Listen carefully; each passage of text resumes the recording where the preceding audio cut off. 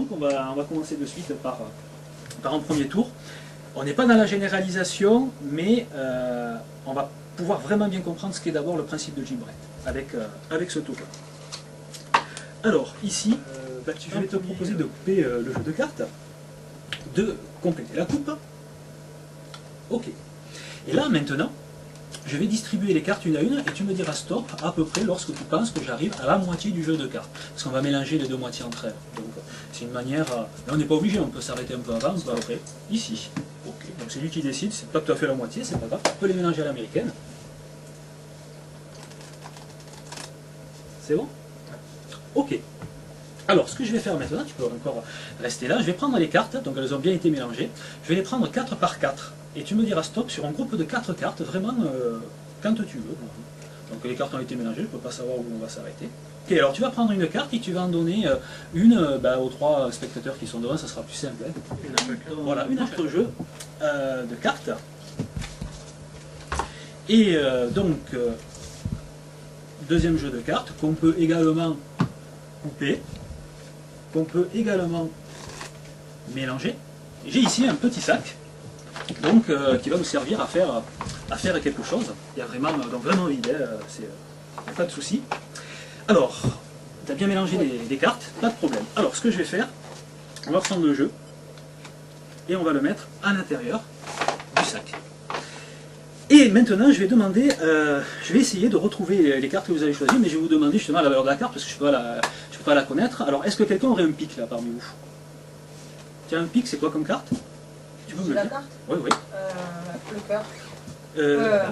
La dame de pique. La dame de pique. Dame de pique, donc alors attention, les cartes ont été bien mélangées. Hein. Je vais essayer, sans regarder, je vais essayer de voir si je peux retrouver la dame de pique. C'est pas évident, hein, parce que là il faut que je fouille un peu dans le jeu, que je ressente certaines choses. La dame de pique. Donc là ça change un peu des cartes, on peut faire les tours avec des lettres ou des cartes, hein, donc on est libre. Après quand vous avez compris les principes, vous pouvez vous-même trouver vos propres tours. Et là, vous pouvez montrer qu'il y a absolument toutes les lettres de l'alphabet, et il y en a certaines qui vont se répéter plusieurs fois, justement, pour pouvoir construire certains mots. D'accord? On peut retrouver le Z, il y aura le Y quelque part, il y a le X, le S, il y a le T, il y a K, donc il y a vraiment tout. Voilà. Alors, évidemment, les lettres se répètent plusieurs fois, donc il y a un montage vraiment particulier. Et on va faire exactement la même chose, on va faire un mélange péristance. Le mélange péristance, c'est d'abord, il coupe le jeu de cartes, donc tu peux couper le jeu de cartes, tu complètes la coupe, et là c'est lui-même qui peut le faire, hein, si tu veux, tu inverses un certain nombre de cartes, et là vous partez dans une pièce.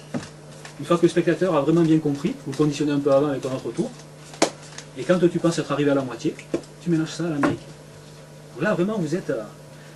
et j'ai jamais vu d'écrit de tour de ce type-là avec Devs, vous allez voir, il y a vraiment un petit truc très très intéressant. Une fois qu'on a fait ça, je vais faire défiler les cartes 9 par 9, un peu comme les chiffres et les lettres. Vous savez, on écrit des mots avec 9 lettres. Eh bien, on va essayer de faire la même chose.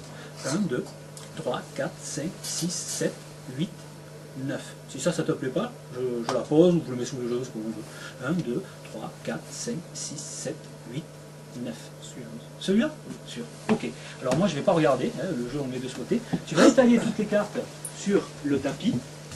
Et tu me dis quand elles sont étalées, hein, face en l'air, de façon à ce que tu puisses voir. Que moi je vois ou le voilà. spectateur voit. Toi tu vois, parce que ça sera à toi de travailler. Donc, à l'envers, je pense que c'est pas trop dur de voir. C'est bon? Ouais. Alors, ce que je vais te demander de former, parce que bon, on va faire ça, je vais te demander de former le nom d'une couleur. Alors, par exemple, tu peux former du rouge, du violet, du vert, du bleu, du jaune, du marron, du blanc, du noir. Et tu regardes si tu peux former, par exemple, une de ces couleurs-là. Avec. J'ai du mal, mais ouais, ça y est. Ça y est, t'en as une déjà. C'est sûr? Oui. Ok, alors tu prends toutes les lettres, tu les rassembles, et tu les caches sous le tapis, par exemple, parce que je vois rien. Toutes? Ouais, pour tout cacher. Et tu les caches sous le tapis, par exemple, parce que je vois rien. Toutes? Ouais, pour tout cacher, sur toi, parce que je vois rien du tout. Ça y est. C'est bon? Je peux me retourner donc. Ouais. Alors, nous avons 2 ardoises. Alors, je vais te demander d'écrire dessus. Donc là, on n'a pas trop de place.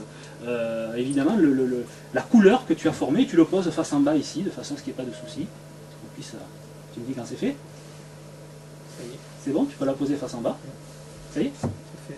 Ok, alors moi je vais essayer de deviner évidemment la couleur qu'il a formée. Alors là je peux rien savoir, je vais mélanger et tout. Ouais.